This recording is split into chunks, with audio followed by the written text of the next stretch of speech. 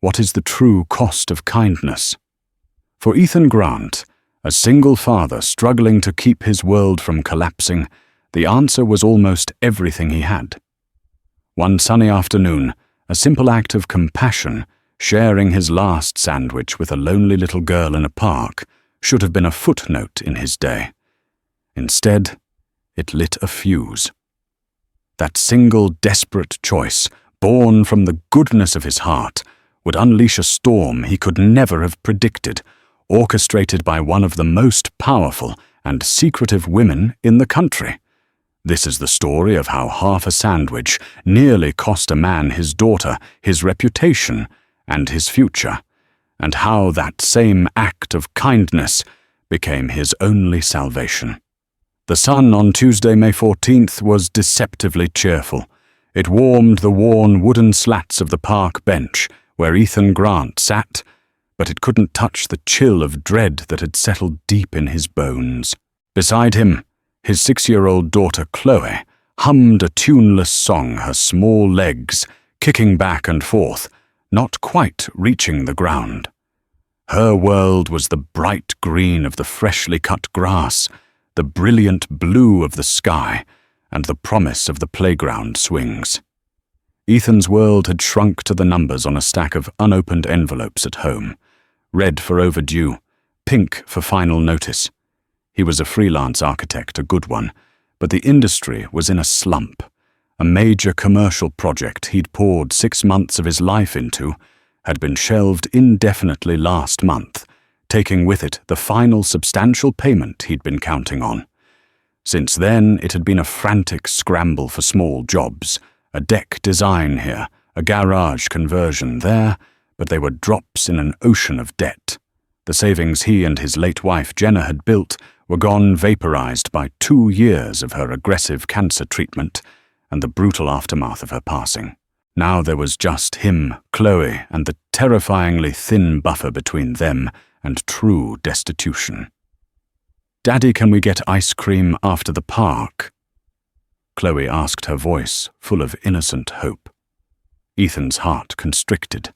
The $5 in his wallet had to last until Friday, when a small payment for a consultation was due to clear. $5 for 3 days, gas for the car, a carton of milk, maybe bread, definitely not ice cream. He forced a smile that felt like cracking plaster. "Not today, sweet pea. How about we make our own banana ice cream at home tonight? It's way better." The frozen banana thing. She scrunched up her nose but then brightened. "Okay. Can I put sprinkles on it?" "We'll find some sprinkles," he promised, making a mental note to check the back of the pantry. He prayed there were some left from her last birthday. It was lunchtime. From his worn backpack, he pulled out a single sandwich wrapped in wax paper. Turkey and Swiss on whole wheat. It was his sandwich. He'd already told Chloe he'd eaten a big breakfast, a lie she'd accepted without question. He'd learned to be a good liar about food. He handed it to her, but she shook her head, her brown pigtails bouncing. "Half, Daddy. We share." It was their rule, a habit formed in better times that had become a non-negotiable ceremony. He carefully tore the sandwich in two, making sure her half was slightly bigger, containing the perfect bite, with the corner of the cheese. As she ate, he took a slow sip from his water bottle, trying to convince his stomach it was full. That's when he saw the other little girl. She was sitting alone on the next bench, over partially hidden by a large lilac bush. She couldn't have been much older than Chloe, maybe 7 or 8. She was dressed in clothes that whispered expense, a navy blue pea coat that was too warm for the day, polished leather shoes, and a small, delicate silver bracelet on her wrist. But her posture was one of profound loneliness. She wasn't playing or waiting expectantly. She was just sitting, watching other families with an unnerving stillness, her gaze fixed and melancholic. Her hair was a cascade of dark, perfect curls, but her face was pale, and her eyes, a deep, stormy grey, seemed to hold the sadness of an old soul. Chloe finished with her, half noticed her too. "Daddy, why is she all by herself?" "I don't know, honey. Maybe her mummy is close by." They watched for another 5 minutes. No one came. The girl didn't move except to pull her knees up to her chest, wrapping her arms around them. A low rumbling sound came from across the park. Ethan glanced at the girl's stomach and saw her flinch, slightly pressing a hand against it. Chloe's soft heart couldn't stand it. She slid off the bench and walked hesitantly toward the other girl. Ethan was right behind her, a protective hand hovering near her shoulder. "Hi, Chloe," said her voice, small. "My name's Chloe. What's yours?"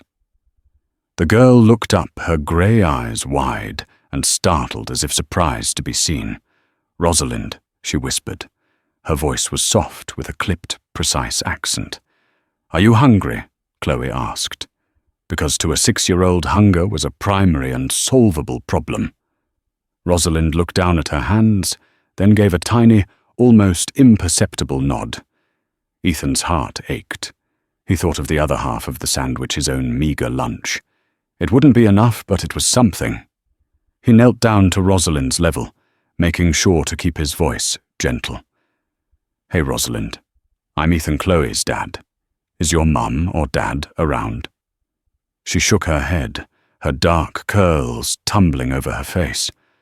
"My nanny, Mrs. Gable, is supposed to be watching me. But she was on the phone. She's always on the phone. I just walked away." There was no defiance in her voice, only a quiet weariness. "Well," Ethan said, making a quick decision. "We can't have you being hungry." He walked back to his bench and retrieved his half of the sandwich. He knelt before her again and held it out. "It's not much, but it's pretty good. Turkey and Swiss." Rosalind's eyes widened, a flicker of disbelief in them. She looked from the sandwich to Ethan's face as if searching for a trick. She saw only Chloe's expectant smile and Ethan's open, honest expression. Hesitantly, she reached out with small, pale fingers and took the sandwich. "Thank you." She mumbled, her voice thick with emotion. She took a bite, and her eyes fluttered closed for a second, a look of pure relief washing over her face. For the next 10 minutes, the three of them sat in a companionable silence. Chloe chattered away, pointing out dogs and clouds, and Rosalind, slowly eating the sandwich as if it were a 5-course meal, began to thaw. A small, tentative smile even graced her lips when Chloe described the magic of frozen banana ice cream. The tranquility was shattered by a piercing shriek. Rosalind, oh thank God, Rosalind! A flustered woman in her late 50s, wearing a stiff grey uniform, came rushing toward them. Her face was a mask of panic and fury. This was clearly Mrs. Gable. She grabbed Rosalind's arm, pulling her up from the bench with a jerk. "Where have you been? I was about to call the police. And who is this man? What are you eating? Did he give that to you?" The questions came out in a torrent of accusation. Ethan stood up slowly, holding his hands up in a placating gesture. "Mum, it's all right. She was just sitting here. She said she was hungry, so I—" But Mrs. Gable wasn't listening. Her eyes, wide with fear, scanned Ethan's slightly frayed jeans, his 3-day-old stubble, and his worn-out t-shirt. She saw not a kind stranger, but a threat. A predator. "Stay away from her," she snapped, pulling Rosalind behind her skirt. "What did you want, Money? You people are always preying on the innocent." The accusation hung in the air, sharp and ugly. "You people." Chloe shrank back, grabbing Ethan's leg. "That's not what happened at all," Ethan said, his voice firm but quiet, trying not to escalate in front of the children. "My daughter and I were just sharing our lunch." Mrs. Gable was already dialing her phone, her thumb jabbing at the screen. "I'm calling my employer. And the police. You'll be sorry you ever came near her." Rosalind tried to speak up. "Nanny, no. He was nice. I was hungry." "Hush, Rosalind. You don't know what dangers are out there. The nanny hissed her voice, trembling. She spoke into the phone, her words low and urgent. "Ma'am, I have her. She's safe. There was a man. I don't know, he looks homeless. He gave her something to eat. We're at the east entrance of Crestwood Park. Please hurry." Ethan felt a cold knot form in his gut. This was spinning out of control. He took Chloe's hand. "Come on, sweet pea. Let's go." He wasn't going to wait around for the police to arrive and question him like a criminal in front of his daughter.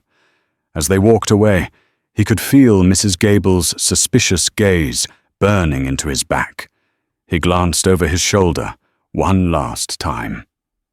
Rosalind was watching him go, the last bite of the sandwich clutched in her hand. Her grey eyes filled with a helpless, heartbreaking apology. Genevieve Dubois' office was on the 88th floor of the Dubois Capitol Tower, a spire of black glass and steel that pierced the city's skyline. Her world was one of calculated silence, broken only by the quiet hum of the climate control system and the muted chime of her private line. From this vantage point, the city below was a schematic, a collection of assets and liabilities. People were data points on a risk assessment chart. Emotion was a variable to be controlled, a weakness to be mitigated. She had built this empire herself after her husband Pierre had died in a helicopter crash 7 years ago. Grief had forged her into something harder, more brilliant, and infinitely more cautious. Her work was her armor, and her daughter Rosalind was the single, vulnerable, beating heart she kept hidden within it. When Mrs. Gable's call came through, the armor cracked. A man. "Looks homeless. Gave her something to eat." The words hit Genevieve like shrapnel. Her meticulously controlled world tilted on its axis.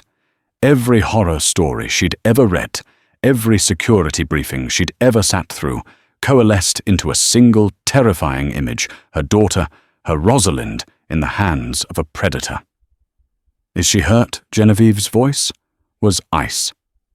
She was already on her feet, her hand gesturing sharply to her executive assistant, who immediately began clearing her schedule. "No, ma'am, she seems fine." But he could have put something in that food. "I'm on my way," Genevieve cut her off. "Do not let him leave your sight. Call building security. Now." "He's already walking away, ma'am, with a little girl." The image solidified. A kidnapper using his own child as bait. It was a classic, disgusting tactic. "Get a description. Get a license plate. Do not engage. I have my own team en route," she commanded, her voice, leaving no room for argument. By the time her black armored sedan slid silently to the curb at Crestwood Park, 2 of her personal security guards, both former special forces, were already there, flanking a still trembling Mrs. Gable. Rosalind rushed into her mother's arms, burying her face in the expensive wool of her coat. Genevieve held her tight, her mind racing, performing a rapid threat assessment of her own child. No visible injuries, no signs of distress beyond the immediate chaos. "Mommy, it wasn't like that," Rosalind mumbled into her shoulder. "He was nice. We'll talk about it later, sweetie." Genevieve said, her voice soft for her daughter, but her eyes hard as diamonds as she looked at Mrs. Gable.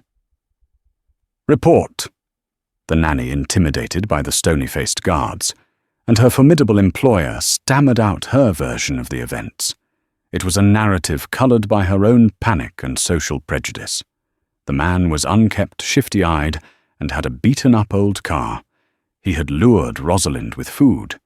The little girl he was with, Genevieve, asked her mind, already connecting dots, building a profile. Was she his? I assume so. She looked as scruffy as he did, Mrs. Gable said, dabbing at her eyes with a handkerchief.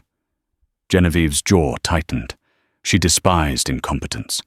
Mrs. Gable had failed at her one and only job to keep Rosalind safe. The nanny would be gone by the end of the day. But the man was a loose thread, a contamination in her controlled environment. He had touched her daughter. He had given her unvetted food. He knew what her daughter looked like. This was not a situation to be left to the slow, bureaucratic hands of the city police. This required the Dubois method, swift, silent, and overwhelmingly thorough. Back in her office with Rosalind, safely ensconced in the adjoining private suite, with a fresh meal and a movie, Genevieve made a call. The man who answered was Frank Miller. He was a discreet and brutally effective private investigator who had been on Genevieve's payroll for years. He handled sensitive corporate espionage cases, vetted high-level employees, and on rare occasions dealt with personal matters that required a touch the law couldn't provide. Frank, Genevieve said, her voice devoid of pleasantries. "I have a situation. A personal one." She relayed the details from the park, stripping them of Mrs. Gable's hysteria and presenting them as cold facts. "A man named Unknown approached my daughter in Crestwood Park at approximately 12:30 p.m. today. He was with a female child approximately 6 years old. He gave my daughter food. I want to know who he is. I want to know everything about him. His name, his address, his financials, his history, his associates. I want to know if he has a record.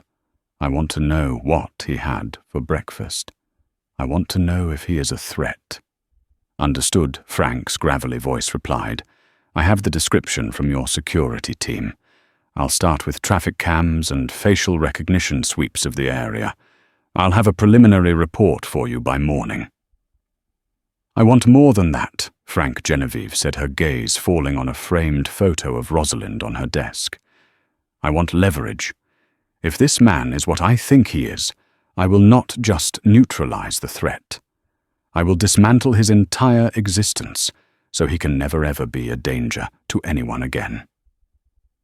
For Genevieve Dubois, this wasn't an overreaction. It was sound risk management. The world was a dangerous place, and she would burn any part of it to the ground to keep her daughter safe.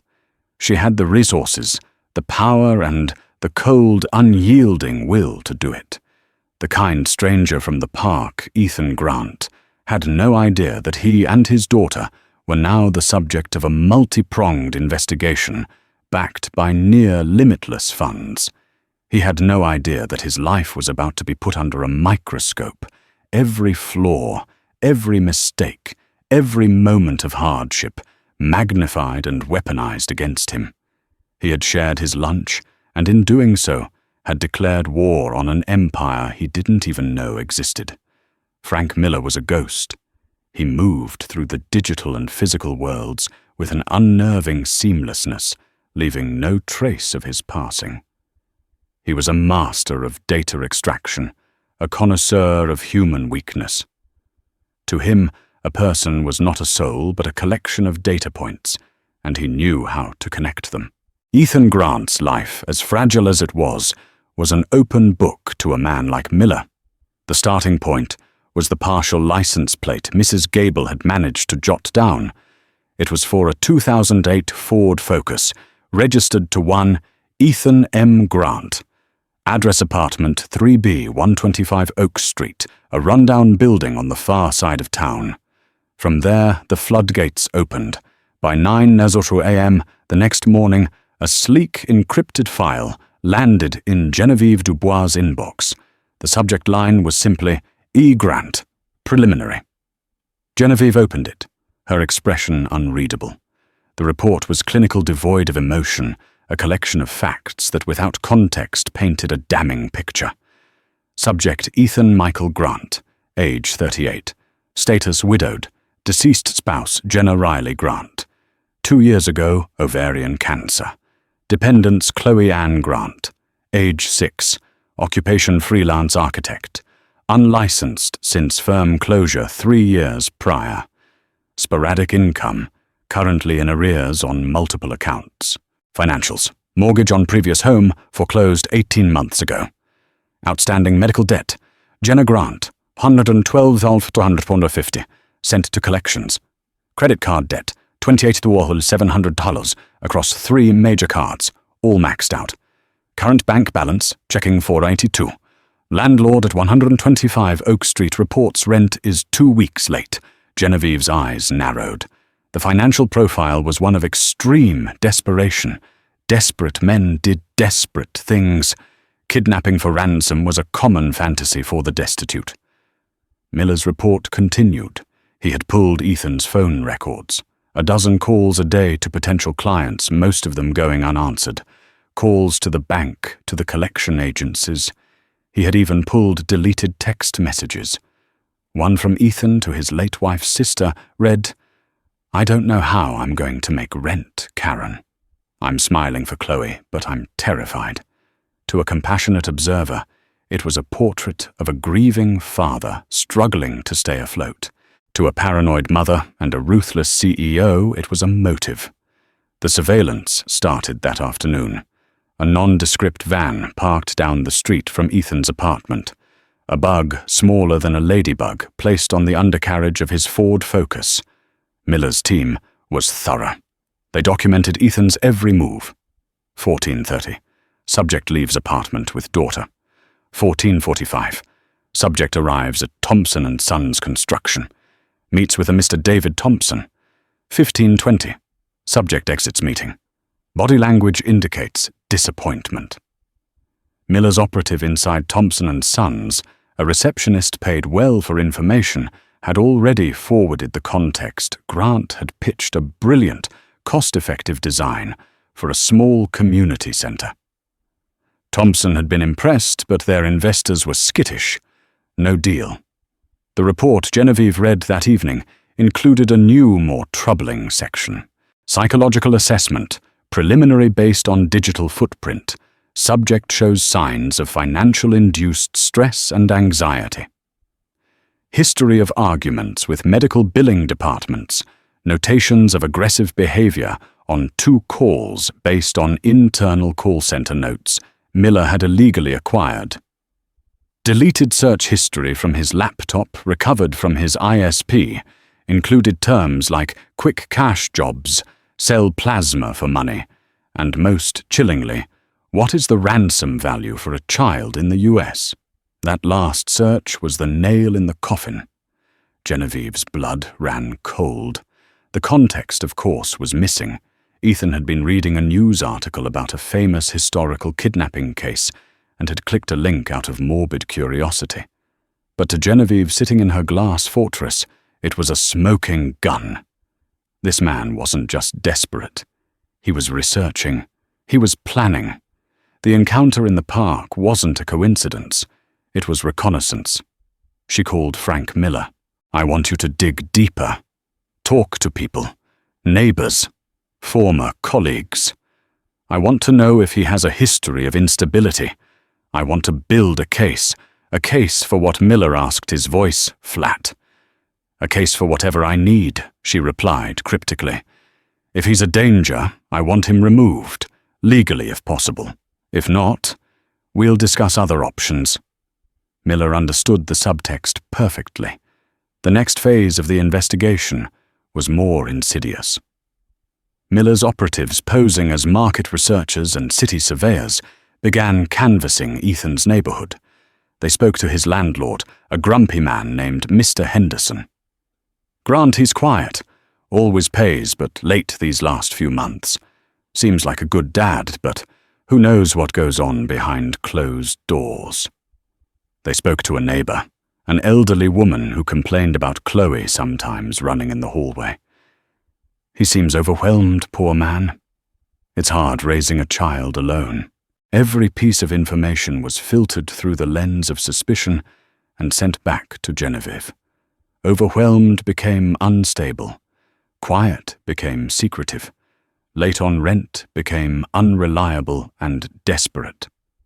The most damaging piece of information came from a former colleague at the large architectural firm where Ethan had worked before it downsized. Miller's operative, posing as a headhunter, bought the man a few drinks. Ethan Grant. "Yeah, I remember him. Brilliant designer, one of the best, but intense. After his wife got sick, he changed. got into a shouting match with one of the partners over a deadline, said the firm cared more about profits than people. They let him go a few months later. Said it was restructuring, but we all knew what it was. He became a liability. This was gold. Genevieve read the transcript, her theory solidifying. Ethan Grant was not just a desperate man. He was an unstable man, with a history of aggressive outbursts, a man who felt the world had wronged him. A man who might look at a wealthy family and feel entitled to a piece of their fortune. She sat back in her leather chair, the city lights twinkling below like a carpet of diamonds. She had the man's profile, his weaknesses, his pressure points. She had the narrative, a financially ruined, mentally unstable individual with a history of aggression who was now researching child abduction. The time for observation was over. It was time to act. The first tremor hit on a Friday. Ethan had a promising video call scheduled with a potential client in another state, a wealthy couple looking to build their dream retirement home. It was the biggest lead he'd had in months, a project that could clear his debts and give him breathing room for a year. He had spent a week preparing his designs, spread across the small dining table, his passion for his craft momentarily eclipsing his anxiety. 20 minutes before the call, he received an email. "Mr. Grant, we regret to inform you that we will be cancelling our scheduled meeting. After a preliminary background check, we've decided to move in a different direction. We wish you the best. A background check for a freelance architectural gig." It made no sense. He called them, but was sent straight to voicemail. He emailed, asking for clarification, but received no reply. The opportunity vanished into thin air, leaving behind the bitter taste of confusion and failure. The $500 payment he'd been expecting for the initial consultation, the money for the overdue rent, was gone. That was only the beginning. The world around Ethan began to subtly, poisonously turn against him. A few days later, he got a call from Chloe's school. The principal, a woman he'd always had a good relationship with, sounded formal and distant. "Mr. Grant, we received an anonymous call to our child welfare hotline today," she said, her voice strained. A concerned party reported some potential issues of neglect, specifically regarding Chloe's nutrition and your financial instability. Ethan felt the floor drop out from under him. "What, that's insane. Chloe is my entire world.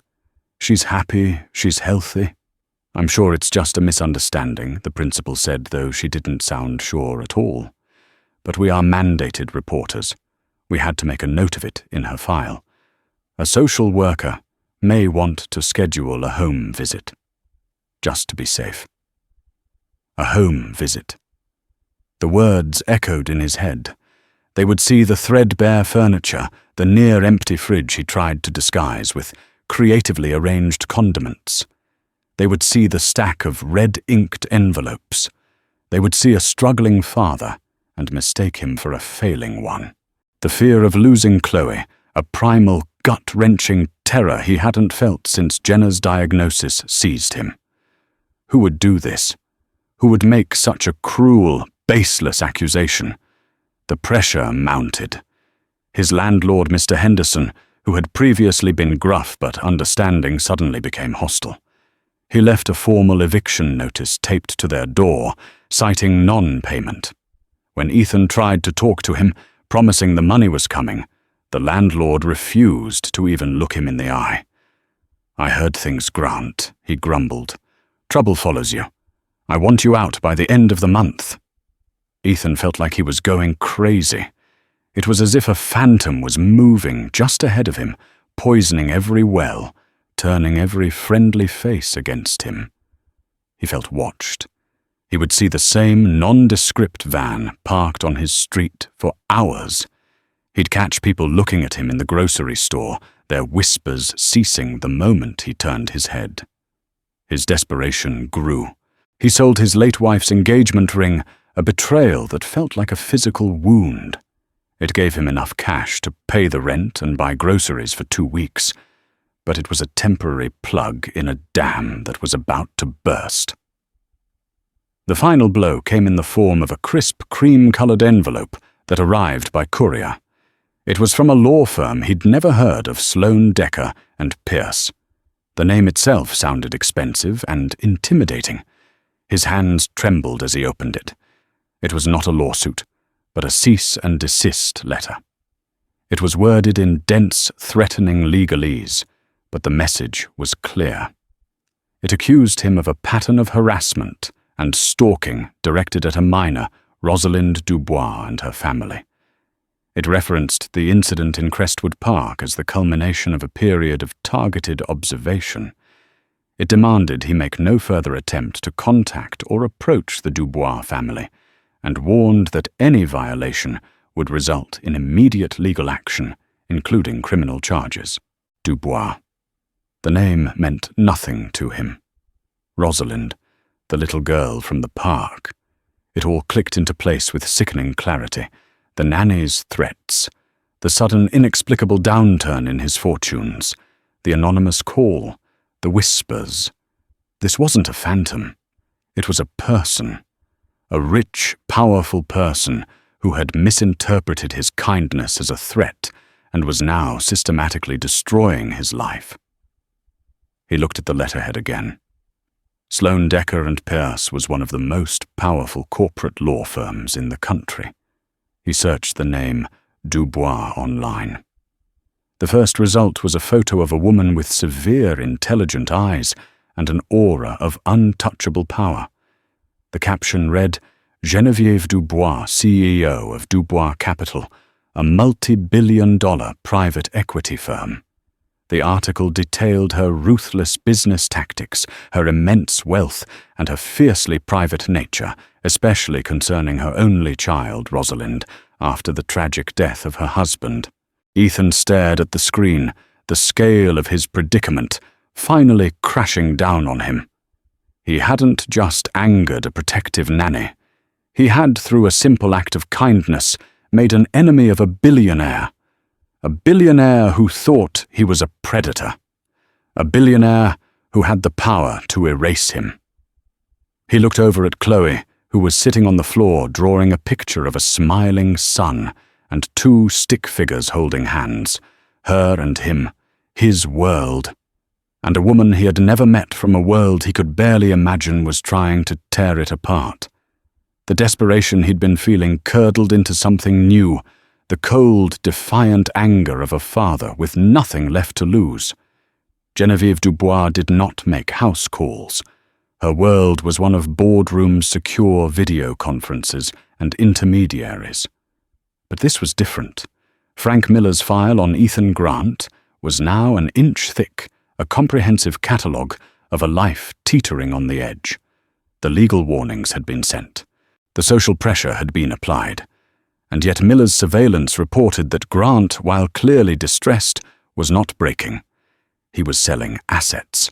He was still trying to find work. He was in essence fighting back. This persistence, this refusal to simply crumble and disappear, troubled Genevieve. It didn't fit the profile of a common criminal who would scare easily. She needed to see him, to look him in the eye, and take his measure for herself. It was the final step in her risk assessment. She arrived at 125 Oak Street on a grey Saturday morning. Her sleek black Maybach, chauffeured and followed by a discreet security vehicle, was as out of place in the neighborhood as a spaceship. The building's paint was peeling, and the air in the hallway smelled of dust and boiled cabbage. She wrinkled her nose in distaste, her expensive heels clicking on the cracked linoleum. She paused outside apartment 3B, took a deep, steadying breath, and knocked. The sound was sharp, authoritative. Ethan opened the door. He was holding a half-peeled potato and a paring knife. He looked tired, his eyes shadowed with sleeplessness, but when he saw her, a flicker of recognition, followed by a wave of weary anger, washed over his face. He knew exactly who she was. "Mr. Grant," she began, her voice as cool and polished as the marble in her lobby. "I am Genevieve Dubois. I know who you are," he said, his voice low. He made no move to let her in, his body blocking the doorway. Chloe peeked around his leg, her eyes wide with curiosity. "You're the one who's been trying to ruin my life." Genevieve was taken aback by his directness. She had expected fear, perhaps denial. Not this quiet, contained fury. "I am the one who is protecting my daughter." She countered her gaze, unwavering. "Your behavior at the park was concerning. My subsequent investigation has revealed a deeply troubling profile."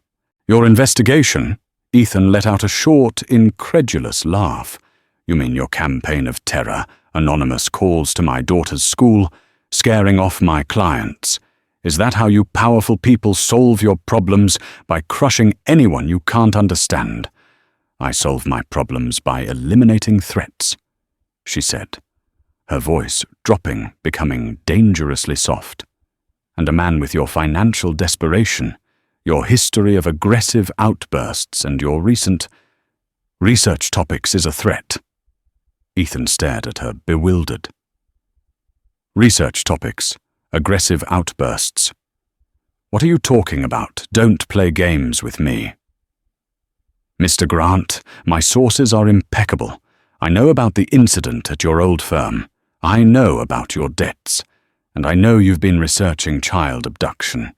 The accusation was so monstrous, so far from reality, that for a moment Ethan was speechless. He felt a white-hot rage build inside him, but he looked down at Chloe, who was now clinging to his jeans, and forced it back down. "You've taken every hardship in my life and twisted it into something ugly," he said, his voice shaking with restrained emotion. "My wife died. She was sick for a long time. We had medical bills. I fought with a boss because he wanted me to miss one of her chemo appointments for a meeting. I'm struggling, yes. What single parent doesn't?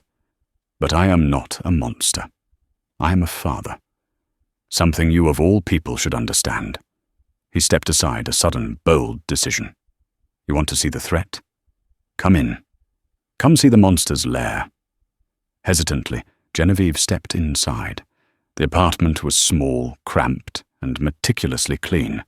It was sparsely furnished, but what little they had was well cared for. Children's drawings were taped to the walls. A half-finished architectural model, intricate and beautiful, sat on the coffee table, and everywhere, on every surface, were photographs of a smiling, vibrant woman with kind eyes. Jenna. The air was thick with a love and a grief that were palpable. This was not the den of a predator. It was a shrine to a lost wife and a sanctuary for a beloved child. Genevieve's carefully constructed certainty began to fracture. The data points from Frank Miller's reports, the cold, hard facts, had no soul. This room had nothing but. Just then, the door to the apartment across the hall opened, and a little girl with dark, curly hair peeked out. She had been on a playdate. It was Rosalind. "Mommy," she said, her eyes widening as she saw the scene. "What are you doing here?" She ran past her mother and stopped in front of Ethan. "Rosalind," Genevieve said, her voice sharp with alarm. "Get back here!" But Rosalind ignored her. She looked up at Ethan, her grey eyes serious. "Did you get in trouble because of me?" she asked quietly. Before Ethan could answer, Chloe stepped forward. "My daddy shared his sandwich," she said, her small voice clear as a bell. "Because you were hungry. Sharing is nice." Rosalind turned to her mother, her expression pleading. "It's true, Mummy. He was nice. His little girl didn't have a whole sandwich, and he gave me his part. He didn't ask for anything. I told Mrs. Gable, but she wouldn't listen. You never listen." The last 3 words, spoken with the simple, brutal honesty of a child, struck Genevieve harder than any of Ethan's accusations. You never listen. She looked from her daughter's earnest face to Chloe's innocent one. She looked at Ethan, who stood there, not with menace, but with the profound, weary dignity of a man wrongly accused. And she looked at the photos of the smiling woman on the wall, a woman whose absence filled the entire room. In that moment, the entire narrative she had built, the entire case constructed by Frank Miller's soulless data, collapsed into dust. The report had shown her a man's debts, but it had not shown her his decency. It had shown her his struggles, but it had not shown her his love. She hadn't seen a desperate father. She had manufactured a villain because it was easier to fight a monster than to acknowledge a world where random acts of kindness still existed. The threat wasn't Ethan Grant. The threat was her own fear. The silence in the small apartment was heavy, broken only by the hum of the old refrigerator. Genevieve Dubois, a woman who commanded boardrooms and moved markets with a single word, was utterly adrift. The armor of her certainty was gone, and in its place was a raw, unfamiliar shame. She saw everything clearly now. The shifty-eyed man was just a tired father. The unkept clothes were the uniform of a man who put his daughter's needs before his own. The aggressive outburst at his old job was an act of love for his dying wife. The chilling internet search was a morbid curiosity, not a plan. She had taken a good, decent man and put him through hell. Her gaze fell upon the architectural model on the coffee table. It was a design for a building fluid and organic with wide open spaces and an abundance of natural light. It was innovative, beautiful, and deeply human. "What is this?" she asked, her voice softer than Ethan had ever heard it. Ethan looked at the model, a flicker of his old passion returning. It was for a competition, a design for a new children's hospice and family center, a place for kids a place where families can be together without it feeling like a hospital. I didn't win. He shrugged. I didn't have the resources to build a proper presentation. Genevieve walked closer, her eyes tracing the elegant lines of the model. She saw not just a building, but a philosophy, a space designed around empathy, around comfort, around the preservation of dignity in the face of tragedy. It was a piece of architecture born from painful experience. It was a masterpiece. "Mr. Grant." She began turning to face him. Her usual composure was gone, replaced by a vulnerability that startled him. I have made a terrible mistake. There is no excuse for my actions, only an explanation. When my husband died, the world became a landscape of threats to me. My fear for Rosalind, it blinded me. I saw a monster where there was only a man, a better man than I have been a woman. The apology, so direct and unconditional, disarmed him completely. "I can't undo the damage I've done," she continued, her voice thick with regret. "The fear I've caused you, the opportunities I've cost you. A check would be an insult to you. But I must try to make this right." She paused, looking from the model back to his face. "The Dubois Foundation is the primary benefactor for the new National Pediatric Center. The current architectural plans are adequate, uninspired. They were designed by a committee. This," she said, gesturing to his model, "is what it should be. This is a building with a soul." Ethan stared at her, not daring to comprehend what she was suggesting. "I am firing the current firm effective immediately," Genevieve stated, the CEO in her, re-emerging. But this time, it was a force for creation, not destruction. "I want to commission you, Mr. Grant. I want you to build this. Your design, your vision, our funding. We will give you a proper studio, a team, whatever resources you need. This is not charity. Your talent is undeniable, and I want it for my project. You've earned this."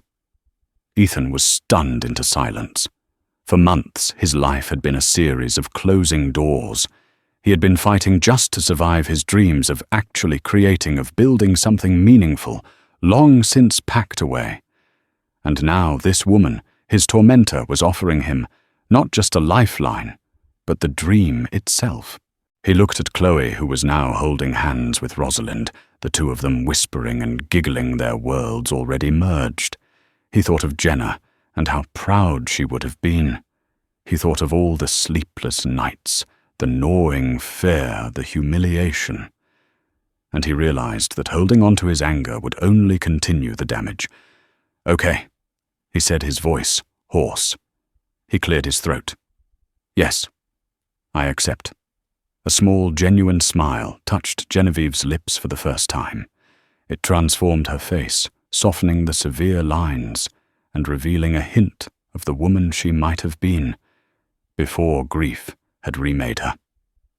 "There is one more thing," she said, turning to the two girls. "Rosalind, you were very brave to tell the truth, even when you were scared. I am very proud of you, and I am very sorry that I didn't listen. That will change." She then knelt down to Chloe's level. "And Chloe, your father is a very kind man. You were right. Sharing is nice. It's a lesson I need to relearn." She hesitated, then added, "I hear you're an expert on frozen banana ice cream. Perhaps you and Rosalind can teach me how to make it sometime." Chloe's face lit up. "With sprinkles." "With all the sprinkles in the world," Genevieve promised. It wasn't a magical fix. The scars of the past few weeks wouldn't vanish overnight. But in that small, humble apartment, something new was being built. A bridge was being constructed across the vast chasm of wealth, fear, and misunderstanding. It was a structure built not of steel and glass, but of a child's simple honesty, a father's quiet dignity, and a mother's humbling, transformative apology. 3 months later, Ethan Grant stood on a dusty construction site, a roll of blueprints tucked under his arm.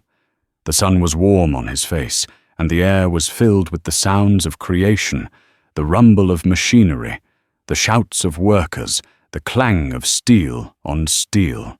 Behind him, the skeleton of the new pediatric center was rising from the earth, its form already echoing the grace and compassion of his model.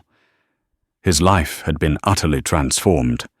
He now ran his own small, dedicated studio, funded by a generous advance from the Dubois Foundation. The weight of debt was gone, replaced by the invigorating pressure of a meaningful deadline. He had a new apartment in a better neighborhood with a small yard where Chloe could play. But the biggest change was not financial. The fear that had been his constant companion was gone, replaced by a quiet confidence and a renewed sense of purpose. He was no longer just a survivor. He was an architect again. Genevieve Dubois was a frequent visitor to the site. She arrived not in her Maybach, but in a functional SUV, trading her heels for a pair of hard-soled boots. The project had changed her too. It had become her passion, a way to build a legacy of compassion rather than just profit. She spent less time in her 88th floor office and more time on the ground, learning the names of the foremen, understanding the challenges of the construction, and seeing firsthand how Ethan's vision was being translated into reality. Their relationship had evolved into a strange and powerful friendship, built on a foundation of mutual respect. They were two single parents from two different universes who had collided violently and found a common ground in their shared love for their children and their shared experience of loss. They talked about Pierre and Jenna, sharing stories and memories, finding comfort in the simple act of being understood. The girls, Chloe and Rosalind, had become inseparable. The loneliness that had clung to Rosalind like a shadow had dissipated, replaced by Chloe's infectious laughter. Their playdates were a regular occurrence, alternating between the manic energy of public playgrounds and the quiet, cavernous spaces of Genevieve's mansion. They had, as promised, taught Genevieve how to make frozen banana ice cream. She had been surprisingly terrible at it, covering the kitchen and herself in a fine dusting of cocoa powder and sprinkles, much to the girls' delight. For the first time in years, the sound of genuine, unrestrained laughter echoed through her silent home. One sunny Saturday afternoon, they all found themselves back where it had started, Crestwood Park. This time there was no single sad sandwich. Instead, a large checkered blanket was laden with a feast-roast chicken salads, fresh fruit, and a whole chocolate cake. Ethan watched as Chloe and Rosalind ran laughing toward the swings, their hands clasped together.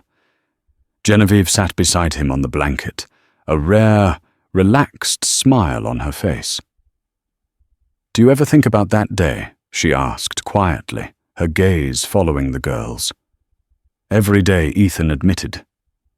"Sometimes I still can't believe it. How close I came to losing everything. I was so wrong," she said, her voice filled with the lingering echo of her old shame. "My fear built a prison for me and Rosalind. You and your daughter, and your half of a sandwich. You gave us the key." He looked at her, at this woman who had once been his faceless, terrifying adversary, and saw only a friend, a partner, a fellow traveler on the difficult road of life. "You know," he said, a small smile playing on his lips. "My design for the center, the main entrance hall. I based the acoustics on the sound of a child's laughter. The light from the skylights is designed to hit the floor at the exact angle the sun hits this park bench in the early afternoon." Genevieve turned to him, her eyes wide with surprise and understanding. "It's not just a building, Genevieve," he explained. "It's a monument to second chances, to the idea that sometimes the very worst day of your life can be the foundation for the very best." She looked from his face to the two laughing girls and then to the vast blue sky. For the first time in a very long time, her world did not feel like a collection of assets and liabilities. It felt like a blueprint full of hope, possibility, and the promise of a beautiful shared future. The story of Ethan and Genevieve reminds us that we live in a world of invisible blueprints. We all have a story, a private architecture of struggle, grief and hope that shapes who we are. But too often we only see the exterior. We judge the frayed jeans, the fancy car, the tired eyes, and we build a narrative based on our own fears and assumptions. Ethan's simple act of sharing his last meal was an act of profound empathy. He saw a hungry child, not a social status. And Genevieve's ultimate choice to demolish her own walls of fear to see the man behind her data is a powerful lesson in humility. Their story is a testament to the fact that kindness is not a transaction. It's a foundation. It's the strongest material we have to build bridges over the deepest divides. If this story touched your heart and made you think, please let us know in the comments below. What would you have done in Ethan's or Genevieve's position? Every act of kindness, big or small, has the power to change a life. You can change ours by hitting that like button, sharing this story with someone who needs to hear it, and subscribing to our channel for more real-life stories that inspire and move you. Thank you for listening.